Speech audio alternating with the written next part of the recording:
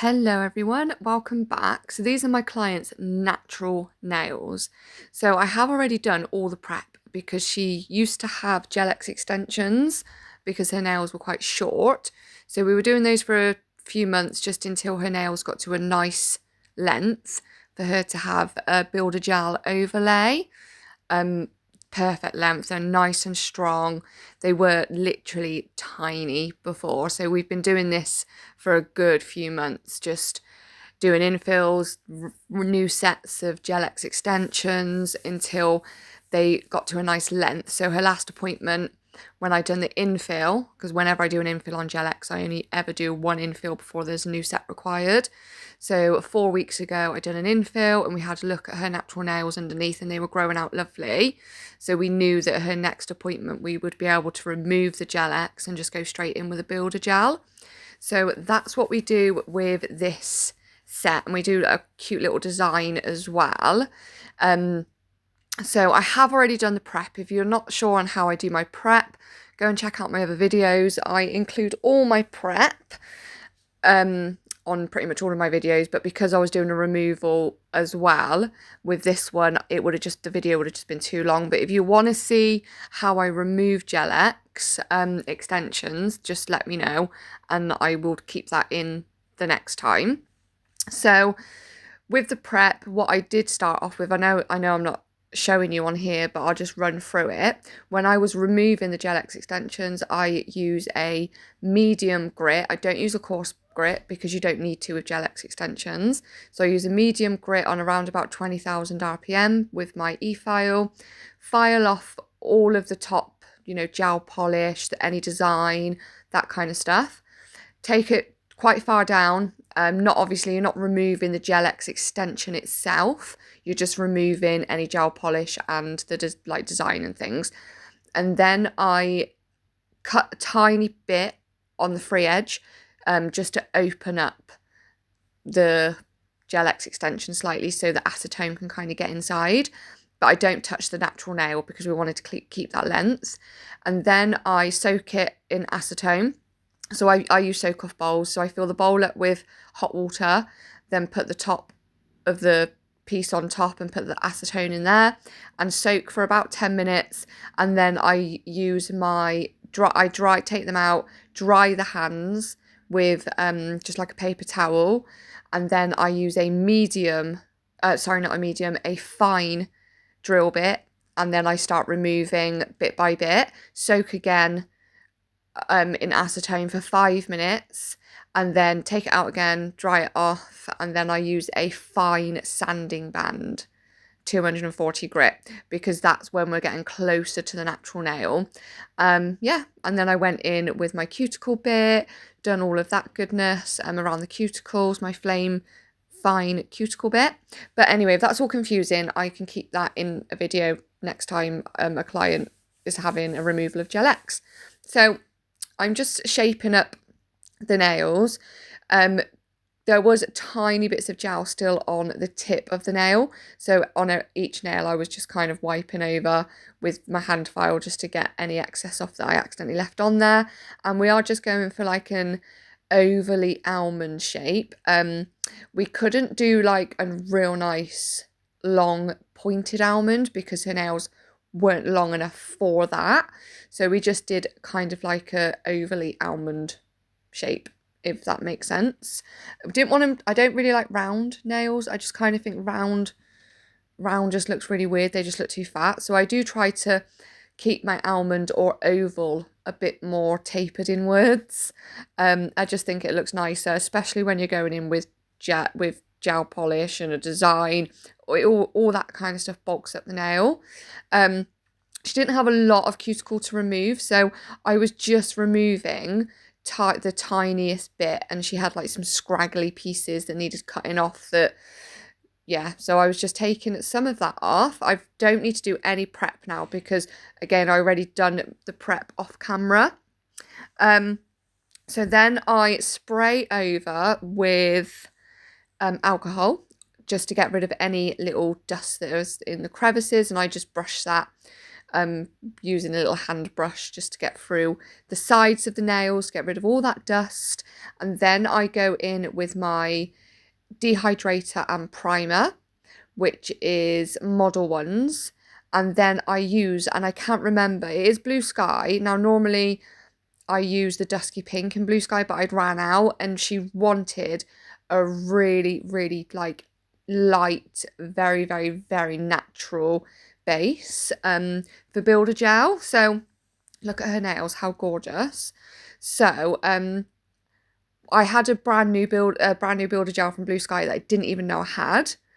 So, but I can't remember what colour it is. If I can find it, because I bought it from Amazon, I will leave it linked for you guys. But it is so beautiful. Like, if you literally want to have just a hint, literally a hint of colour, but pretty much natural with the tiniest bit of a hint of like some sort of colour, that Builder Gel would do wonders. Honestly, I love it. Didn't even know I had it. I completely forgot. It's because I have too much stuff, because I keep buying stuff. Yeah, so I've done the dehydrator. Now I'm going in with the primer, and then I go in with the Builder Gel. So I haven't sped this part up or anything. I will do though, because the video might be a little bit too long. So this is the Builder Gel. It is Blue Sky.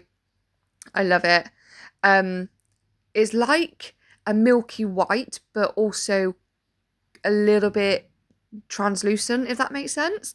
So I'm doing a very, very thin slip layer, very thin. And then I'm going in with like a little bead. So I just dab, circle to get it to come kind of away from my brush. And then I'm kind of going near the cuticle. So I'm not really like pushing it up. I'm just like bouncing it near the cuticle, and then I bounce it down the free edge of the nail. But as I'm going towards the free edge of the nail, I'm doing it more thinly, because you don't want the free edge to be really fat and chunky and horrible. When I first started doing Builder Gel, I would put way too much on, because whenever I'd use like a translucent colour like this, I'd be like, oh, you can still see the tip of the nail. Like, as you can see on here, you can slightly see the tip of the natural nail still. And I used to think that shouldn't be showing through. So I do like 3 or 4 layers, and honestly, they looked like clubs or something. It was ridiculous.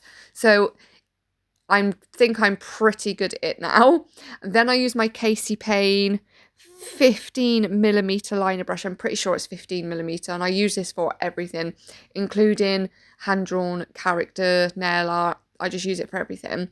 So whenever I do my Builder Gel, I never go near the side walls, so the side of the nails. I never go near the cuticle, because if you do and the tiniest bit of Builder Gel touches your skin, the rest of that Builder Gel that's on the nail will spread to where it's touching on the skin, and it will be a hot mess.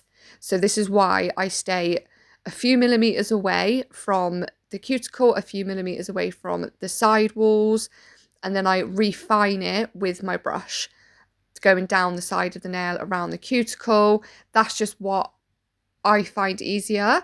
I don't find tipping the nail upside down helps at all. If anything, for me, it makes it worse, because a lot of nail techs will tip the hand upside down. So then gravity pulls that Builder Gel where you need it to build up that apex.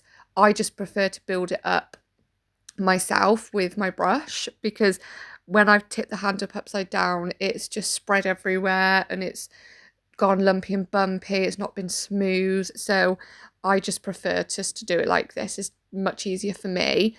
And I see majority of nail techs that I watch do it this way as well. I just can't get the hang of turning the hand upside down. Am I leaving it upside down too long? Like, how long is too long? Or I have no idea. Yeah, so I always use this brush just to refine. So we're doing this on every single nail. And then she's having like an iridescent all over the nails as well, like an iridescent powder. And we do French tips as well on every nail apart from the ring finger.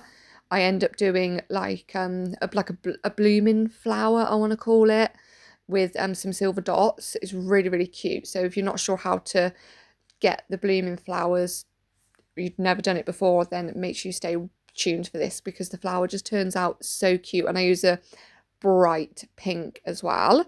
Yeah, so I will let you continue watching this and I'll come back.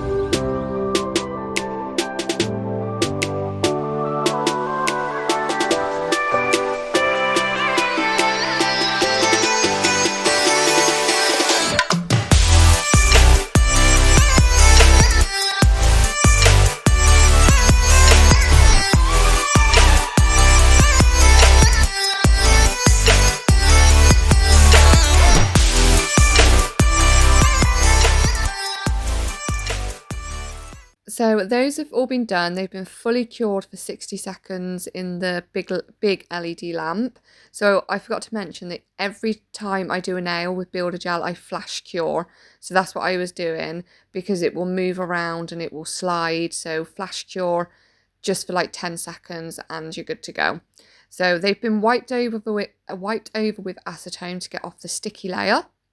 And I find that this Builder Gel doesn't leave that much of a sticky layer like Model Ones. If I wipe over Model Ones with acetone, it's still really sticky. And I don't understand why. Anyway, so I'm just refining. So I'm just going down the sides of the nail. I go under the nail as well, just to make sure there's nothing under the nail and it's nicely shaped as well underneath, because looking at the nail from the side, if you've got any bits underneath, you will see it from the side view. So I always go under the nail as well. So if there is any slight tiny dips or lumps just from where it wasn't that smooth when you applied the Builder Gel, you can see here I'm going over the top and I'm just filing over the top of the nail as well, just to smooth it out so the nail is completely smooth. And then once all that's done, I then also go in with my buffer and I go over the whole nail with my buffer, so that stops the, like, I don't know, scratches and stuff, because this file does cause scratches.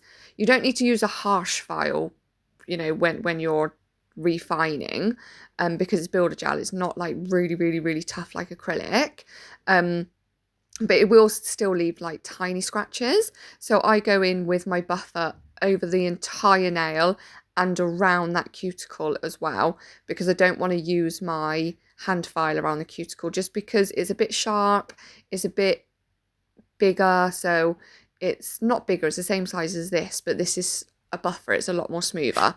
So I'm just making everything really smooth around the cuticle and around the top of the nail, so all the scratches are gone. It's a nice smooth surface for any nail art that you want to do. Yeah, so that's what I do. I don't use my e-file to smooth or reshape or anything like that once I've done the Builder Gel. I just prefer to use a hand file. The only time I use my Builder Gel is for prep and removal. I don't use it for anything else. I do see a lot of people using it to like refine the nails afterwards and go over the top of the nail, but I just don't know why. I just can't get the hang of it. I don't know why. I think it's because when I first practiced and started learning and qualified, I was using hand files until I did my e-file course. But yeah, I just feel more comfortable doing this. Yeah, so that's basically it. And then I give everything. So as you can see there, she's got a tiny, it was so annoying, like a little tiny bit that I didn't cut off from her cuticle. You see it poking up. So I just nip that away. So I do give these another wipe over with alcohol just to get rid of any dust that's still left on there. And then on the ring finger, I go in with a base coat and I don't cure. Okay, so if you want the blooming, you don't need to use blooming gel. Okay, base coat works just as good. So don't go and waste your money on like £10 blooming gel. Just get a cheap base coat. It does the bloody same thing as far as I'm concerned. And then I use like a dotting tool. So this is quite like a fat dotting tool. And I'm going in with 5 round little circle dots. And then I just leave it. You just leave it to bloom out and spread out to where you're happy with it. So you don't go straight in and cure. You let it just spread, do its thing. That's what I do. And then once I'm happy with it, I then go in and cure for 30 seconds. And then once it's done, I use a tiny dotting tool, so a little bit of a smaller one. And then I'm just doing 4, so this is silver chrome paint. So I'm just doing 4 little dots, curing that in the lamp for 30 seconds. It does get a proper full cure for 60 because silver chrome is thick. It's a gel paint, so it does need 60 seconds, but I was just flash curing it. Once I've done all of the French, then it's going to go back in the lamp anyway, so it's still going to get a full cure. So I'm just doing a little bit of a French tip, but I don't want them too high up the nails because it just doesn't look good when they're not that long. I made a little mistake there. So yeah, again, using exactly the same brush that I was using for the builder gel, Casey Payne 15mm, just to do my French. And we have the French on every single nail, obviously, apart from the middle finger. And the iridescent powder, I'm pretty sure, is from Shein. I've had it for ages. I have about 20 different types. But if you're not sure where to get them from Shein because they're super, super, super cheap.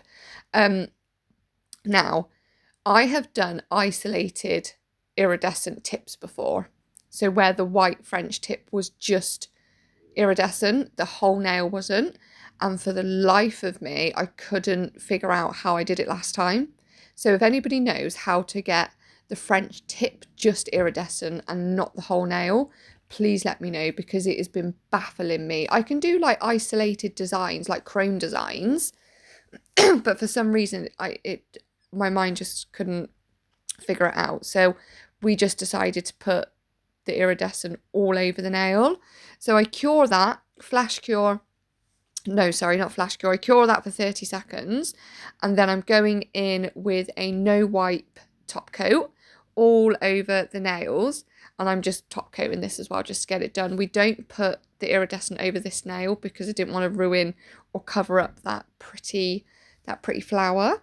So I'm just top coating it just to get it done. So I just cure this for 30 seconds. You don't want it to be over cured because the powder just won't stick to it otherwise. So normally you would cure a top coat for 60 seconds. But when you're putting like iridescent over the top, it works better if you just cure it for 30 because it just won't stick otherwise. It just rubs straight off. So flash cured that. There's my powder and my little palette thing. And just rub straight over. And that's literally how you do iridescent design. And once I've done the whole of this set with the powder, I then go back in with, I top coat again because you need to obviously protect the iridescent. So I top coat again, cure that for 60 seconds, and then I always go back in afterwards and redefine the nails with a file. Not much, you know, I'm not taking any shape away, I'm just refining it. That's literally all I'm doing. Yeah, and then that's basically what you do. But I hope you enjoyed and I shall see you in my next video. Don't forget to subscribe. Bye!